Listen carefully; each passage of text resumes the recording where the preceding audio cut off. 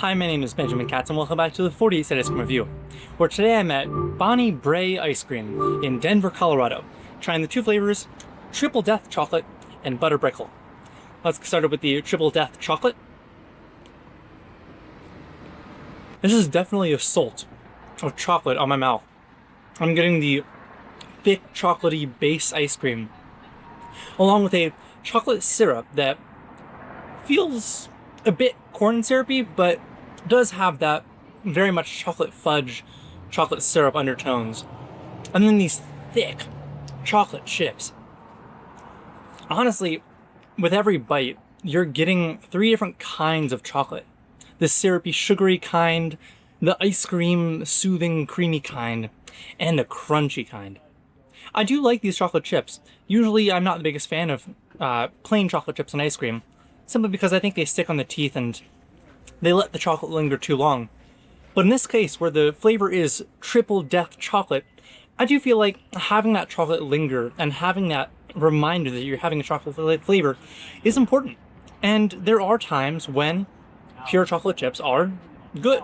This is one of the cases. My issue though, like my issue with most chocolate forward ice creams, the ones that really advertise the mega chocolate, the death by chocolate, the extreme chocolate, is that, I don't know. I know chocolate to be this complex, fruity almost, mesh of flavors. I love a good dark chocolate from, sustainably sourced cacao, whatnot. So you know my vibe, you've watched this channel.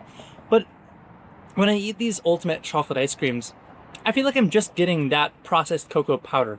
I'm not getting that extra specialty that I know chocolate has the ability to have. This is an explosion of chocolate and the base chocolate flavor.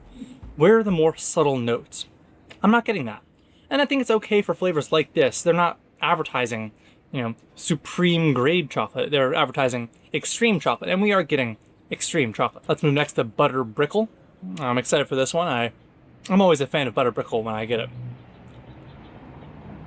I took a bite of this ice cream and I was immediately transported back to my first haircut that I remember. I got a butterscotch Dum Dum lollipop after completing the haircut. This Butter Brickle flavor is a strong and powerful butterscotch, and you're actually crunching on, solid chunks of butterscotch. I think it's a bit much in terms of the butterscotch. While it is a beautiful crunch, it does really get stuck in the teeth. Like, my molars are currently clogged with butterscotch. It's not the worst problem to have, but in terms of the ability to have multiple bites in a row and have cohesion between them, it's not the best. The base flavor and the mix-ins are wonderful. I think both these ice creams are doing a very good job of having a very solid base flavor and intentional levels of mix-ins to make the bite still have contrast and intrigue. Now, this should go well in theory, but I am curious to try the two flavors together, light side and dark side. Not as positive of a result as I was hoping. You are getting mostly the chocolate flavor with just an extra buttery smoothness to it, but you're not really getting a lot of that butter brickle. The chocolate crunch even overwhelms the butter chunks. So it's a good mix, but I think the two flavors work better separately than together. So why did I come to Brae's? Well, I'm in Denver visiting some relatives, and they recommended that I stop by this place.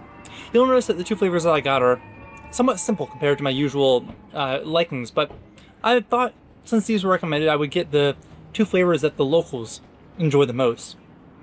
And I will say, this is a good representative sample. I usually try to go for the more exotic, more interesting, more creative flavors, but it is good every now and then to come back to the basics and remember why they are such staple flavors.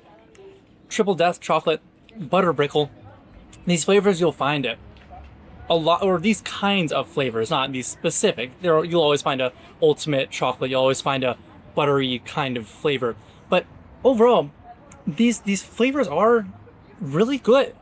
You really can't knock the basic compounds, because these really do scratch that ice cream itch. They make for a smooth, delicious ice cream, and they're easy to produce. The basics are basic for a reason. And I am a fan of Brae's. there were some really cool flavors up on the list. There was like lemon ginger, there was some honey flavors, there was blueberry swirls.